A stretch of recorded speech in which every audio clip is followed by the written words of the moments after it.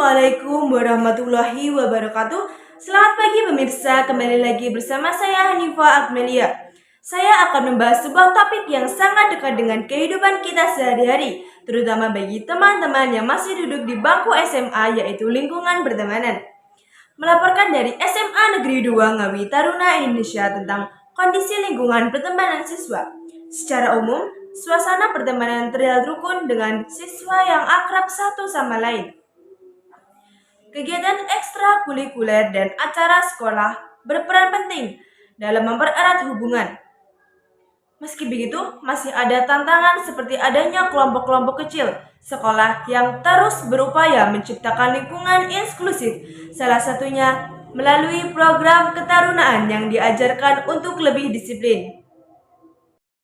Halo, selamat pagi pemirsa. Di sini dengan saya Alvina Febrianti akan mewawancarai salah satu guru BK dari SMA Negeri 2 Ngawi. Sebelumnya, selamat pagi Bapak. Selamat pagi.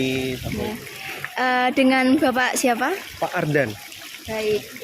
Sebelumnya untuk pertanyaannya, bagaimana tanggapan Bapak mengenai lingkungan pertemanan siswa-siswi SMA Negeri 2 Ngawi ini? Sejauh yang saya tahu cukup baik dinamika kelompoknya, karena di tim BK kan juga punya data ya, punya analisis data, dan sejauh ini cukup baik. Namun memang ada beberapa catatan. Kalau dilihat dari umur, memang di umur SMA ya, itu rata-rata kan memang dinamika kelompoknya kan memang ada grupnya ya, grouping. Jadi di dalam kelas itu pasti ada grup-grupnya. Mungkin kan juga pasti mengalami ya. Cuman yang salah itu ketika ada kelas, mereka punya grup-grup, akhirnya membuat geng dan tidak membuat kerukunan di kelas, itu yang salah. Tapi sejauh ini bagus-bagus, cuman ada beberapa memang catatan di beberapa kelas. Kalau semisalnya tadi Bapak Ardan menyebutkan ada beberapa dia bikin grup-grup sendiri. Apakah kalau grup-grup itu memiliki dampak yang positif atau negatif? Oke, jadi kalau grup itu wajar ya. Saya pernah baca buku penelitian begitu. Memang kalau di usia 15, 16, 17 gitu, memang model sosialnya itu memang grup, wajar. Jadi sebenarnya itu wajar. Ada grup di dalam kelas, ada mereka bersosial dengan membuat grup-grup, itu wajar di usia kalian gitu, usia kalian. Cuman yang salah itu atau berdampak buruk itu ketika di dalam kelas membuat grup sehingga ada perselisihan. Maksudnya membuat antara grup itu tidak bisa rukun. Jadi tidak bisa membedakan antara ini grup kelas, ini grup main saya gitu. Gitu sih. Baik, terima kasih Bapak. Tanggapan saya tentang pertemanan lingkungan pertemanan di SMA Negeri 2 Ngawi itu cenderung menurut saya itu berubah-ubah. Jadi hari ini kamu berteman dengan siapa, kelak kamu belum tentu berteman dengan dia gitu ya, dengan berbagai alasan tertentu. Saya sebagai guru mengamatinya lucu aja, lucu dalam artian kamu kalau sudah seumuran saya, ini lucu loh gitu loh. Ngapain sih kamu kayak gini? Kamu kan sadar kalau itu tuh agak lucu sih. Saya nggak mengatakan itu baik atau buruk, tapi lucu gitu. Selain itu pertemanan di Semada itu kalau saya mengamati unik. Selain lucu juga unik, dalam artian unik, kita nggak akan mengira berteman dengan ini itu bakal begini karena orangnya seperti ini gitu. Jadi menurut saya unik karena ada banyak sekali hal yang tidak terduga seperti itu. Baik, apakah dalam lingkungan pertemanan tersebut memiliki dampak positif atau negatif? Dampak negatif dan positif itu selalu pasti akan terjadi, selalu akan berjalan seiringan. Kita tidak bisa menakar apakah itu akan menjadi positif atau itu akan menjadi negatif, tapi yang jelas keduanya selalu berjalan seiringan. Jadi yang paling jelas adalah bahkan yang kita anggap positif pun bisa menjadi negatif. Katakanlah seperti ini, katakanlah anak itu punya teman belajar gitu aja, teman belajar kan apik ya, belajar itu kan baik. Tapi kalau pada akhirnya dia belajar, dia hanya berkumpul dengan teman belajarnya dan dia menjadi egois, dia tidak menerima teman di luar circle-nya, itu akan menjadi negatif. Jadi positif dan negatif itu kalau menurut saya berjalan seiringan.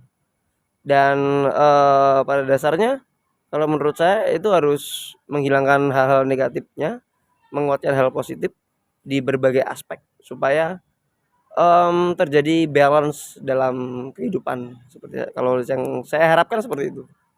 Baik, apakah dalam remaja saat ini memilih dalam berteman itu sangat penting, Pak? Memilih teman itu penting tapi nggak boleh pilih-pilih, gitu. Memilih teman itu penting tapi kita nggak boleh pilih-pilih. Dalam artian begini, kita bisa memilih teman si A si B menjadi sahabat saya, sahabat kita seperti itu. Tapi kita juga nggak boleh memilah-milah teman terlalu egois.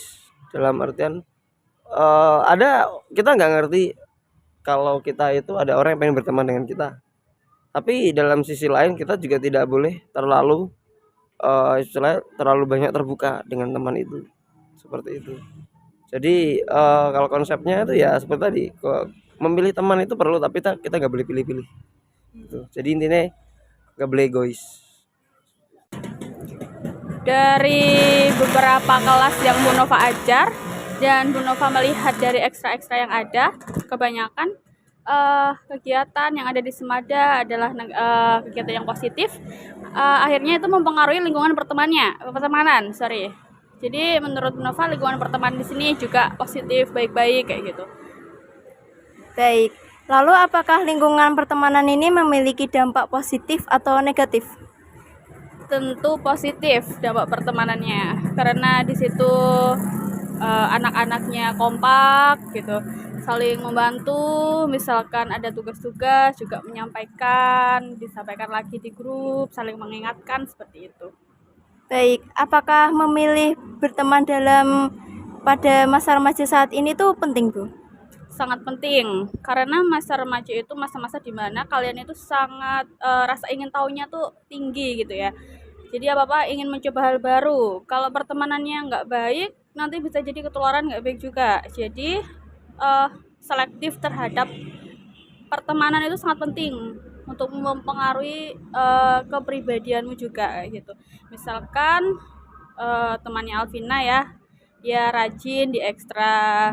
Akhirnya Alvina juga terinspirasi ikut ekstra tersebut, kegiatan tersebut. Begitu pula sebaliknya, jika temannya itu sering nakal, contohnya saja diajak bolos kayak gitu, tentu nanti bisa jadi ketularan, kan nggak baik ya untuk diri sendiri gitu. Jadinya harus selektif, itu penting banget di usia remaja ini.